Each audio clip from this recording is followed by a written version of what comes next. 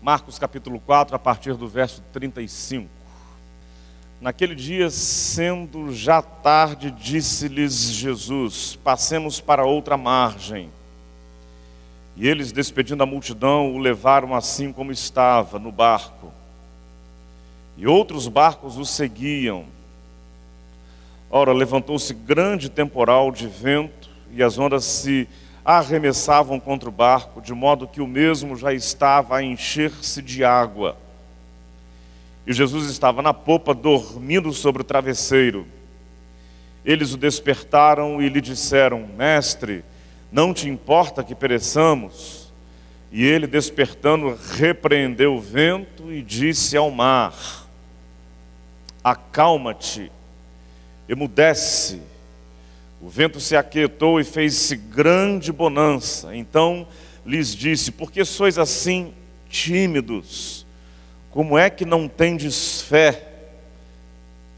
E eles, possuídos de grande temor, diziam uns aos outros: quem é este que até o vento e o mar lhe obedecem? Espírito de Deus, nós suplicamos que a Tua palavra, para que a Tua palavra venha ao encontro dos nossos corações, do meu coração, do coração de cada um que está aqui, daqueles que nos acompanham à distância, mas que Tu estejas visitando a cada um, falando com cada um e abençoando a cada um. Nós clamamos em nome de Jesus, amém e amém. Quantos irmãos que estão conosco agora nessa noite, que estiveram conosco hoje pela manhã? Levantem uma de suas mãos. Veja com uma parte bem menor, né? Então entendo que toda a outra parte não esteve conosco hoje pela manhã. Então eu quero fazer aquela mesma pergunta que eu fiz hoje pela manhã. Quantos de vocês que já tendo lido esse texto, já tendo ouvido esse texto, ouviram esse texto e logo após ouviram uma mensagem sobre esse texto, sobre família, para a família? Levantem uma de suas mãos. Somente 2 ou 3 pessoas. Então hoje você, pela primeira vez, você que conhece bem a Bíblia, você que conhece bem a palavra de Deus, vai ouvir algumas coisas muito importantes para a sua casa, para a minha casa, para a nossa casa, a partir do que esse texto nos diz. E eu quero começar por algumas coisas que eu não falei hoje de manhã. Algumas delas que eu mencionarei, eu as mencionei hoje pela manhã, mas algumas eu não mencionei hoje pela manhã. Vamos fazer uma recapitulação rápida sobre a história. Jesus Cristo havia tido um dia de grande trabalho com os seus discípulos, multidões, pessoas e mais pessoas, muita gente ouvindo os seus ensinos, muita gente sendo curada. Jesus e os seus discípulos estavam em Cafarnaum, e Cafarnaum era uma região muito fértil do ministério de Jesus. Jesus investiu bom tempo do seu ministério em Cafarnaum. Muitas pessoas naquele lugar receberam da sua bênção, da sua palavra, da sua cura, dos seus ensinos, da sua ministração. E aí então Jesus, contrariando aquilo que os discípulos pensavam, Jesus disse: passemos para o outro lado do mar. No caso aqui, o mar da Galileia, e nós sabemos um grande lago de água doce. E aí então os discípulos, não entendendo muito bem por que Jesus havia dado aquela ordem para que eles fossem para o outro lado, porque ali era um lugar fértil, porque ali era um lugar de grande produção ministerial. Como eu disse hoje pela manhã, se nós usarmos aqui uma expressão mais coloquial, mais contemporânea, mais jovem, Jesus Cristo ouviria dos seus discípulos: Senhor, mas o seu ministério está bombando aqui em Cafarnaum, por que é que a gente vai para o outro lado? E aí Jesus Cristo disse: não, vamos para o outro lado. E assim os discípulos foram, imagino, meio que a contragosto, considerando que o que ficava do outro lado era a terra de Gadara, era Decápolis. Decápolis, ou seja, 10 cidades impenitentes, de tão imundas que eram, de tão malditas que eram, de tão imprestáveis que eram, segundo o olhar daquela cultura, segundo a compreensão religiosa daquele tempo. Decápolis, para aquela região não havia penitência capaz de penitenciar aquela gente de sua imundície, de sua maldição. E aí Jesus disse: vamos para Decápolis. E aí quando eles atravessaram o mar, no meio da travessia aconteceu aquela tempestade, diríamos assim. Veio um vento forte, as águas se tornaram muito agitadas. Podemos afirmar que o barco começou a se encher de água, e os discípulos, depois de um tempo tentando acalmar, tentando fazer tudo aquilo que eles conheciam bem como bons pescadores, para que o barco seguisse em frente, eles então finalmente entenderam que somente clamando por Jesus. Quantas vezes a gente faz isso na vida, né? A gente tenta, soluções humanas, alternativas muito nossas, depois finalmente a gente clama: Jesus, tem misericórdia de nós. Assim aconteceu com os discípulos, e aí Jesus levantou-se no barco. Mateus nos informa que Jesus ficou de pé, não apenas acordou, mas levantou-se. E Jesus disse: vento, acalma-te, mar, água, aquieta-te. E o vento se acalmou, e o mar se aquietou, e houve grande bonança. Só que quando Jesus, depois de operar aquele milagre, Jesus disse para os seus discípulos: por que vocês são tão tímidos? Corrigindo, por que sois tão tímidos? Por que é que vocês não tiveram fé? Interessante, acho isso muito significativo. A princípio me parece que aquele momento era um momento para se celebrar, né? Que bom, passamos por um temporal, acabou a crise, acabou o temporal, passou a tempestade, os ventos se acalmaram, as ondas se aquietaram, é hora para nós celebrarmos. Mas Jesus, naquele momento, ele ministra uma palavra de repreensão, uma palavra dura, uma palavra de decepção para os seus discípulos. Por que sois tão tímidos? Como é que não tendes fé? Eu posso afirmar aqui que Jesus está dizendo: poxa, eu estou decepcionado com vocês, não esperava isso de vocês. Não esperava que a essas alturas do nosso ministério, depois de vocês terem visto tantas coisas maravilhosas acontecerem, vocês ainda seriam tão tímidos. Jesus está decepcionado com os discípulos. Pergunta é: pastor Paulo, o que isso tem a ver com família? O que isso tem a ver com vida doméstica? O que isso tem a ver com casamento? O que isso tem a ver com criação de filhos? Querido irmão, olhe bem para cá e preste atenção no que eu vou te dizer aqui. Não fique em silêncio em sua casa, para que você obtenha uma falsa paz. Eu vou repetir: não fique em silêncio em sua casa para obter uma falsa paz. E o que é que eu chamo de falsa paz? Você se aquieta, você se emudece, você evita um conflito, você evita uma dificuldade, mas você percebe, você vê nitidamente algo que não é bom, algo que não é abençoador, está transcorrendo no seu lar, está acontecendo na vida do seu marido, na vida da sua esposa, está acontecendo na vida dos seus filhos ou do seu filho, e você fica quieto, com medo. Aliás, diga-se de passagem, a gente vive um tempo em que os pais têm medo dos filhos. Estou falando mentira, irmãos? Parece que a gente foi para um outro extremo. Tempos atrás, os filhos tinham um certo temor dos seus pais. Lembram-se, irmãos, daquela época em que não era preciso que o pai falasse absolutamente nada. A gente fez alguma coisa não muito certa, a gente desagradou o pai olhava com aquele olhar assim, bastava isso. O filho rapidamente se recolhia: deixa eu mudar de posição, deixa eu sair daqui, deixa eu parar de fazer o que eu estou fazendo, porque o olhar do meu pai já me disse que eu estou fazendo alguma coisa errada. Se lembra disso, irmão? Quantos irmãos se lembram disso? Levantem suas mãos. Todos esses irmãos aí são velhos, muito velhos, viu? Havia esse temor. Os filhos temiam os pais. Hoje, meus irmãos, isso se inverteu. Preste atenção nisso que eu vou te dizer. Os pais temem os filhos.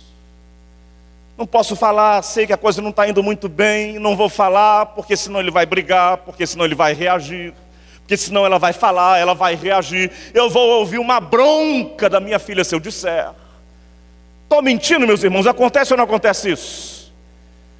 E como Muitos anos atrás eu me lembro, eu ia subir no elevador lá no Rio de Janeiro, e aí entrou uma mãe, jovem mãe, não mais do que 30 anos, e uma filha muito menina, não passava de 5 anos de idade, no máximo 6 anos de idade, e a menina, meus irmãos, estava quase dando uma surra na mãe. Eu fiquei constrangido, como a gente fala hoje, fiquei com vergonha alheia. E a menina a certa altura brigando com a mãe e falando e não sei mais o que, e a mãe assim toda sem jeito, com medo da filha. A certa altura a menina chutou a perna da mãe. Aí a mãe fez assim como que sentindo uma certa dor, e olhou para mim assim meio constrangido e falou assim, é uma questão de temperamento, o temperamento dela não combina com o meu.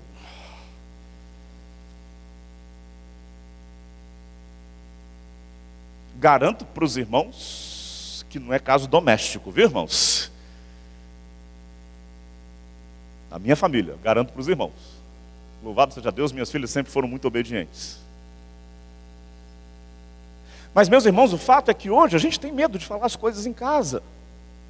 Os pais têm medo de falar, de exercer autoridade. Querido pai, querida mãe, hoje é dia das mães. Entendam bem, sejam amigos dos seus filhos. Mas saiba que você não deve ser amigo do seu filho como é amigo, o amigo da escola, o amigo da universidade. Você tem que ser amigo da sua filha, ou amiga da sua filha, não no mesmo padrão e no mesmo nível de amizade que ela tem com amigas da universidade ou da escola. A sua amizade tem que ser, sim, de baixo ou de cima para baixo. Você é mãe, você tem autoridade, você é pai, você tem autoridade. E mesmo sabendo que você poderá ter algum momento tenso com o seu filho, com a sua filha, fale a verdade. Jesus disse para os seus discípulos, por que é que vocês são tão tímidos? Eu esperava de vocês mais fé. Palavra que não era boa, palavra que não era agradável de ser ouvida, mas Jesus falou. Você tem coisas que não são boas de serem ouvidas pelos seus filhos? Fale quando for necessário. E fale firme. Não seja ríspido, não seja deseducado, não seja bruto, mas fale aquilo que é preciso falar. Exerça a sua autoridade paternal, maternal, em nome de Jesus, irmão. Irmão, você é um crente no Senhor Jesus, você pode dizer amém? Então peça ao Espírito de Deus para que te unja de autoridade, eu creio muito nisso, para que você exerça autoridade, cheia de unção do Espírito sobre os seus filhos. Eu creio em pais ungidos pelo Espírito Santo. Eu creio em mães ungidas pelo Espírito Santo, que não apenas educam os seus filhos, mas que exercem um ministério de formação dos seus filhos, em nome do Pai, do Filho e do Espírito Santo, sobre os seus filhos. Eu creio nisso, irmãos, porque eu creio em casas abençoadas. Diga-se de passagem, Jesus chamou a atenção dos seus discípulos, porque ele estava cheio de unção do Espírito Santo. Você crê nisso? Agora o mesmo eu quero dizer, você tem que dizer coisas para o seu esposo, para a sua esposa. Coisas que às vezes vão gerar aquele clima meio tenso. Mas tem que ser dito. Coisas que vão gerar aquele ambiente meio preocupante. Mas você não pode ficar calada, você não pode ficar calado. E aí, se você é mulher cheia do Espírito de Deus, cheia de unção, cheia da presença de Deus, fale para o seu esposo aquilo que ele precisa ouvir, ainda que não seja agradável. Se você tem a presença de Deus, a palavra de Deus inundando o seu coração, fale para sua esposa, ainda que aquilo que você tem a dizer não seja agradável. Me recordo, meus irmãos, que muitos anos atrás eu conversava com uma esposa no meu gabinete, lá no estado do Rio. E ela compartilhava comigo algo que eu achei muito interessante. Como não há qualquer possibilidade de que se saiba quem é, quem foi, quando foi. Então eu me sinto à vontade para compartilhar isso para os irmãos. Digo isso, meus irmãos, porque é importantíssimo que a gente conserve a ética pastoral. Qualquer coisa que é dividida comigo no gabinete, fica rigorosamente reservada no gabinete. Aquela irmã um dia disse para mim: pastor, nós já temos cerca de 20 e poucos anos de casados. Vivemos felizes, nossos filhos saudáveis, um adolescente, o outro já próximo da juventude. Surgiu, pastor, algum tempo atrás, um fato novo na nossa casa, na nossa dinâmica familiar. Pois não, irmã? Pastor, um dia, meu marido, depois de não sei quantos anos de casados, chegou em casa bêbado. Esse negócio nunca tinha acontecido em casa.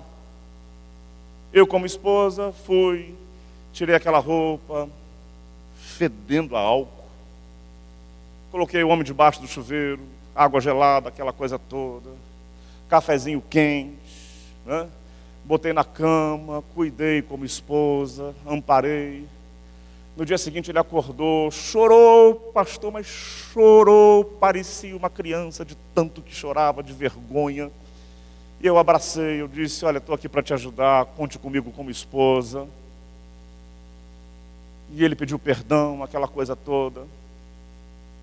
Mais ou menos 1 mês e meio, 2 meses depois, o que acontece? Sexta-feira à noite de novo, o homem aparece em casa embriagado, tropeçando nas próprias pernas, nos próprios pés. Aí eu já não abracei mais como eu tinha abraçado da outra vez. Fiz tudo de novo, certinho. Tirei aquela roupa suja, coloquei debaixo do chuveiro gelado, aquela coisa toda, cafezinho, botei para deitar. No dia seguinte ele acordou com vergonha, com a cabeça debaixo do travesseiro. E eu só fiquei olhando para ele. Daquela vez eu já não tratei mais com o mesmo carinho, com o mesmo afago, com o mesmo ar de compreensão como fiz a primeira vez. Fez-se um silêncio de quase 1 semana em casa. Interessante, né? Às vezes o silêncio é porque sabe-se que tem alguma coisa errada e não se fala nada. Fez-se um silêncio de quase 1 semana em casa. Depois a vida voltou ao normal, voltamos a nos aproximar, aquela coisa toda, viva afetiva, tudo voltou, a rotina familiar voltou, disse ela. Daí 1 mês e meio, 2 meses, o que é que volta a acontecer? O homem chega em casa de novo. Vamos lá aqui, já que a gente usa expressões coloquiais, algumas vezes o homem chegou em casa mamado. Não é assim, irmãos? Mamado. Tá? Chamando o gato de papagaio. E aí ele viu nitidamente, mesmo mamado, que eu não tinha gostado nada daquilo.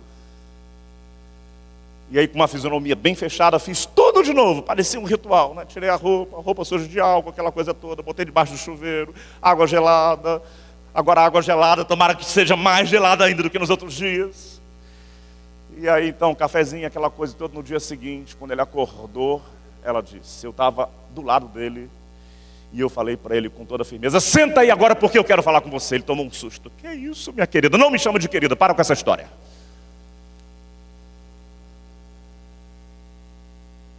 Ele sentou: mas você está falando muito forte comigo.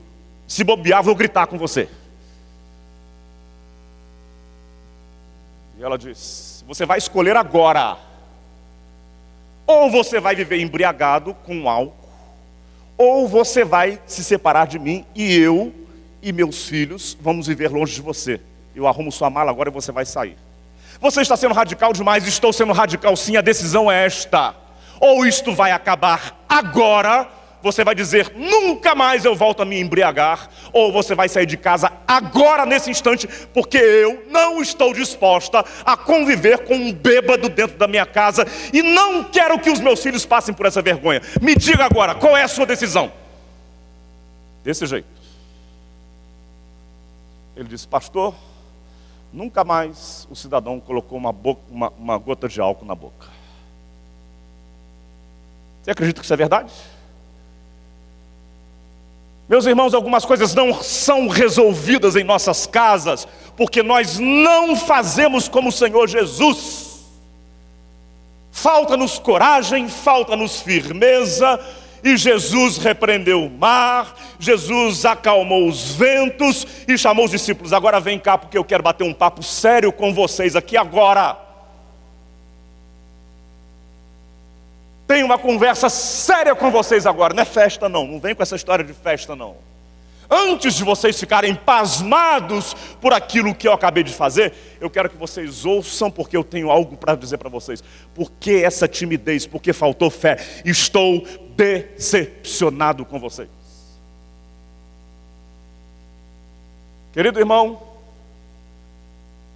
não troque algumas verdades que precisam ser ditas para se obter uma falsa paz. Algumas coisas absurdas se perpetuam em nossas casas porque nós consentimos e permitimos. Você concorda comigo? Então não vou pedir para você dizer amém, não. Vou pedir para você dizer assim: misericórdia de nós, Senhor. Você concorda comigo? Misericórdia de nós, Senhor. Primeira coisa que eu queria dizer para você nessa noite. Quando se esperava que Jesus celebrasse, maravilha. Venho aqui porque eu tenho um papo sério com vocês. Talvez esteja faltando um papo sério com seu filho, com sua filha, com seu esposo, com sua esposa, com seu pai, com a sua mãe, com o seu irmão. Mas tem mais uma coisa que eu quero compartilhar com vocês, que é muito importante. Diz o texto que algo de virtuoso, pelo menos eu entendo assim, algo de virtuoso os discípulos manifestaram naquele momento crítico. Pelo menos, eles gritaram: Senhor, socorre-nos! Senhor, não te importa de morrermos? Pelo menos eles gritaram e pediram socorro. Pelo menos eles clamaram a Jesus. Como eu disse hoje pela manhã, eu tenho aqui pessoalmente as minhas leituras de alguns textos bíblicos, e aí eu faço algumas conclusões. Eu penso que Jesus deitou para dormir, mas eu vou dizer isso para você, isso não pode ser dogmatizado, isso não pode ser dito assim de um modo conclusivo, é assim, é impressão minha. Eu penso que Jesus deitou para dormir. Quem aqui já fingiu de estar dormindo? Você deita e você fica assim meio com o olho aberto, olhando assim, a pessoa olha e você fecha o olho de novo. Quem já fez isso? Corajosamente levante a sua mão. Olha só. A impressão que eu tenho é que Jesus fez isso. Deixa eu ver como essa turma vai reagir. Penso eu que os discípulos acharam que Jesus estava dormindo, mas Jesus estava ali bem atento. Meus irmãos, algumas vezes a gente acha que Deus está dormindo, mas Deus está bem atento. Amém, irmãos? Algumas vezes a gente pensa que o Senhor está alheio a tudo o que está acontecendo, mas Ele está observando. E aí eu penso que, apesar da repreensão que Jesus deu para eles, aquela ensaboada, a impressão que eu tenho é que Jesus estava esperando: quero ver qual é a reação deles. E aí, a certa altura, eles clamaram: Jesus, o Senhor não disse lá no início, passemos para o outro lado do mar? Então, Jesus, nós queremos que a sua palavra se cumpra, que se cumpra, nós queremos chegar do outro lado do mar. Não foi o que o Senhor falou, não foi o convite do Senhor, não foi a tua ordem, Jesus. Passemos para o outro lado do mar, Jesus. Faz a tua palavra se cumprir, Jesus. Nós suplicamos e nós desejamos, Jesus, que a tua palavra se cumpra. Aí eu acho que, por esse aspecto, houve algo de muito positivo. Meu querido irmão, eu quero dizer para você o seguinte: aproprie-se da palavra do Senhor Jesus para a sua casa. Aproprie-se da palavra do Senhor Jesus e das promessas de Deus para a sua vida. Aproprie-se, tome posse daquilo que o Senhor disse, que é bênção de Deus para você, é bênção de Deus para a sua casa, é bênção de Deus para a sua vida. Faça como os discípulos: Senhor, faz isso se cumprir na minha vida, eu clamo em nome de Jesus. Fique apático não, irmão. Os discípulos erraram, se equivocaram, nós também temos falta de fé, mas meu querido irmão, diga para o Senhor: Senhor, eu me aproprio, eu quero, eu suplico, Senhor, faz a tua palavra se cumprir na minha vida, que as promessas do céu se cumpram na minha casa, que as promessas do céu se cumpram na minha vida.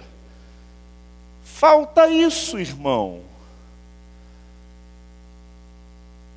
Falta isso na vida de muitos de nós que somos crentes, que estamos sentados nos bancos das igrejas há décadas. Somos apáticos demais. Somos por demais sem fé, pouco ousados, pouco corajosos na vida espiritual. Senhor, eu quero que as tuas promessas se cumpram na minha vida. E aí, quanta gente que conhece Jesus, conhece o Evangelho, e passa a vida inteira dentro da igreja, sem usufruir de bênçãos do Senhor, preparadas e reservadas para nós, que Deus quer derramar sobre nós. Nós só não tomamos posse, nós só não nos apropriamos delas. A gente aprende muito com os pregadores antigos, né? Tem uma antiquíssima ilustração que diz que um homem muito pobre queria muito, era o seu sonho, fazer uma viagem em um cruzeiro. Aí ele economizou ao longo de anos e anos suas pequenas economias, e ele foi guardando, guardando, guardando. O dia que ele encontrou um pacote para um cruzeiro, e ele viu: eu tenho dinheiro. Depois de tanto tempo economizando, contendo os seus recursos, guardando, ele decidiu: agora sim, eu vou comprar o meu cruzeiro, e vou fazer o meu pacote, vou fazer o meu cruzeiro tão sonhado. Comprou, foi lá todo feliz, na agência de turismo. Chegou o dia do seu cruzeiro. Na hora do navio zarpar, ele todo feliz, entrou no navio. Chegou o meu momento. Olha que sonho. Olha que sonho, estou no meu cruzeiro. E ele disse: está bom demais estar aqui. E aí, na hora das refeições, passavam os garçons para servir aquelas comidas deliciosas. Ele dizia: não sei quanto que é esse negócio, nem vou perguntar. Mas já está bom demais estar aqui, eu não vou comer isso, porque já sabe lá quanto virá essa conta. E durante toda a viagem, ele contendo, gastando muito pouco, comprando muito pouco, ou comendo muito pouco.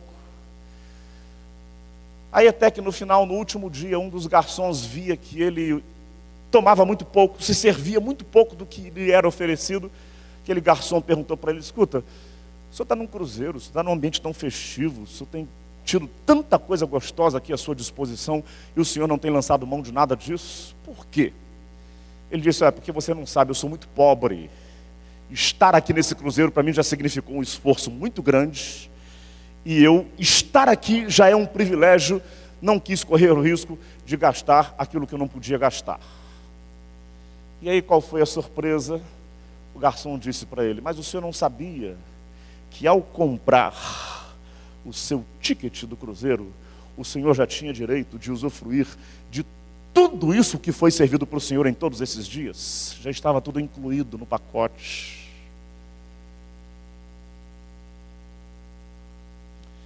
Meus irmãos, às vezes eu tenho a sensação, aleluia, às vezes eu tenho a sensação de que nós, como crentes, usufruímos muito pouco do pacote que Jesus Cristo comprou por nós na cruz do Calvário. O pacote é bom demais, irmãos. Tem muitas bênçãos, das quais a gente usufrui muito pouco. Meu querido irmão, usufrua das bênçãos que o Senhor comprou para você lá no Calvário. Eu vou repetir para você: usufrua das bênçãos que o Senhor Jesus comprou para você lá no Calvário. Amém, irmão? E aí, se nós estamos agora pensando especialmente em mês da família, eu quero sugerir a você: faça bom uso de algumas bênçãos muito especiais. Por exemplo, quando Josué disse: vós escolheis a quem servir, eu, porém, e a minha casa serviremos ao Senhor. Repita isso comigo: eu e a minha casa serviremos ao Senhor. Repita isso comigo mais uma vez: eu e a minha casa serviremos ao Senhor. Meu querido irmão, tome posse desse pacote. Diga para o Senhor: Senhor, eu não aceito, eu não me contento com nada menos do que isso. A minha casa eu consagro ao Senhor Jesus. Amém, irmãos? Quando o livro de Provérbios diz lá: ensina o menino em caminho em que deve andar, e até quando crescer, o que vai acontecer, querido irmão? Ele não se desviará dele. Diga: Senhor, eu quero essa parte do pacote também. Senhor, eu não admito, como foi dito, que os meus filhos sigam por caminhos errantes. Eu quero os meus filhos debaixo da luz do Senhor. E aí eu digo para você sem menor constrangimento: uma série de bênçãos, coisas pelas quais o Senhor Jesus pagou o preço por mim e por você, e nós não nos apropriamos dessas bênçãos. Agora sim eu quero mencionar aquilo que eu mencionei hoje de manhã. Você que estava aqui conosco, que Deus te abençoe, ouvindo-as novamente. Como eu disse, Jesus Cristo, ele saiu de Cafarnaum, terra onde o ministério dele bombava. Foi para Gadara, lugar imundo, lugar maldito, lugar acerca do qual aqueles que eram do seu povo, de sua cultura, tinham verdadeira ojeriza. Eles sentiam um asco. Vamos lá, meus irmãos, agora está meio que na moda pet, famílias terem lá o porquinho de estimação, né? Já viu isso por aí, irmão? Já viu isso por aí, né? Coloca o lacinho no bichinho e tal, isso, aquilo, outro e tal.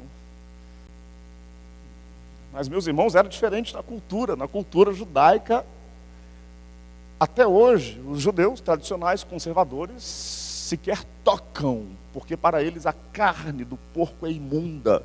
Não apenas o que diz respeito ao bem-estar para a saúde, mas do ponto de vista religioso, as tradições judaicas. E o que é que aqueles criadores de porcos, para não falar porqueiros, muito menos para não chamá-los de porcalhões, o que é que eles estavam fazendo lá, meus irmãos? Estavam cuidando de porcos. E Jesus disse: é para lá que nós vamos, lá para a terra dos porcos, lá para a terra imunda, lá para o outro lado. Por que é que nós vamos sair daqui de Cafarnaum, onde o nosso ministério está bombando? Por que é que nós vamos lá para o outro lado, no meio dos porcos? Porque lá tem um sujeito possesso, tem um gadareno que está infestado de entidades malignas. E nós vamos lá salvar aquele camarada, porque eu vim para salvar aquele camarada. Você que me acompanha aqui agora, você que talvez esteja na internet me acompanhando, eu quero dizer para você em nome de Jesus: seu filho está longe, está distante, está nas trevas. Seu filho está lá longe, sua filha está num lugar imundo. Eu quero dizer para você que eu creio no poder que há no nome de Jesus, para o seu filho ser resgatado pelo Senhor. O Senhor vai lá, vai trazê-lo de volta. O Senhor vai lá, vai visitá-lo, vai tocar nele, e ele vai ser pinçado e tirado no meio das trevas, do lugar dos mortos, e o Senhor Jesus vai fazer coisas maravilhosas na vida do seu filho, da sua filha, na vida do seu esposo, da sua esposa. Você crê nisso? Diga amém. Amém. Creia nisso. Meus irmãos, nós temos visto coisas maravilhosas acontecerem, porque o Evangelho é o poder de Deus. Definição maravilhosa essa de Evangelho. Você pode repetir comigo? O Evangelho é o poder de Deus para o quê? A salvação de todo aquele que crê. Vamos falar todos juntos? O Evangelho é o poder de Deus para a salvação de todo aquele que crê. E esta igreja está clamando por sua família, pelos seus filhos, por sua mulher, pelo seu esposo, porque o Senhor vai trazê-los de volta. Nós cremos no poder do Senhor para isso. Porque o Evangelho é poder. E esta igreja está se tornando uma igreja cada vez mais voltada para a intercessão em favor das famílias. Porque por mais que o seu lar esteja impregnado de coisas malditas e perdidas, eu creio no poder de Jesus para ir lá e salvar o seu lar. Evangelho é poder. Vocábulo no grego, dunamis. A palavra dunamis, que deu origem ao que nós conhecemos bem, dinamite. Oramos agora há pouco aqui o ministério de intercessão. E o Marquinhos disse: Senhor, quebranta os corações, que corações duros como pedra sejam transformados em corações quebrantados pelo Senhor. O dinamite do Senhor Jesus faz isso. Você crê nisso? O poder da oração faz isso. Esta semana, 2 irmãos. Tudo que eu posso dizer para os irmãos acerca desses 2 irmãos é que são 2 pessoas muito, muito apaixonadas pela oração. Foram visitar um jovem, recém-casado.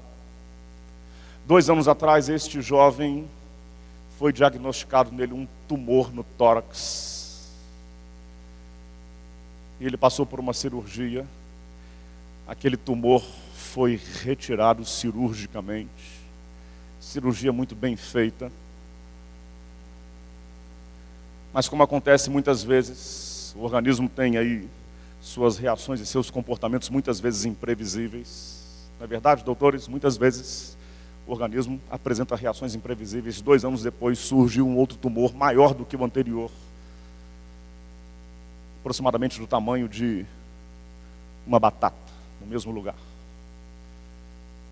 Passando muito próximo de uma artéria, uma das principais artérias. Constatando o tumor, os médicos fizeram um primeiro exame. Precisava de um segundo exame para que fosse vista a posição do tumor, um terceiro exame para que vissem melhor. 4º exame, 5 exames foram feitos. Haviam basicamente 2 possibilidades. Uma delas de estrangular a artéria na parte de baixo, na parte de cima, retirar o tumor, depois veria o que se faria. A outra possibilidade, fazer como se fosse uma ponte cardíaca, pegar uma parte de uma artéria na perna, colocar para que fizesse uma ponte no entorno do tumor, para que depois então tentasse tirar o tumor.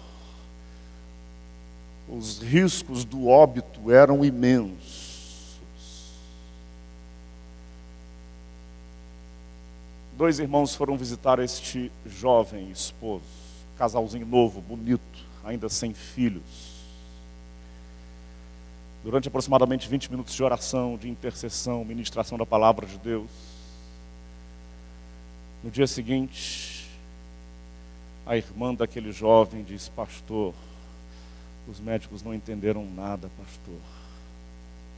Eram 5 exames e quando ele abriram o tórax do meu irmão, não tinha tumor nenhum no peito daquele rapaz, pastor. Tumor nenhum.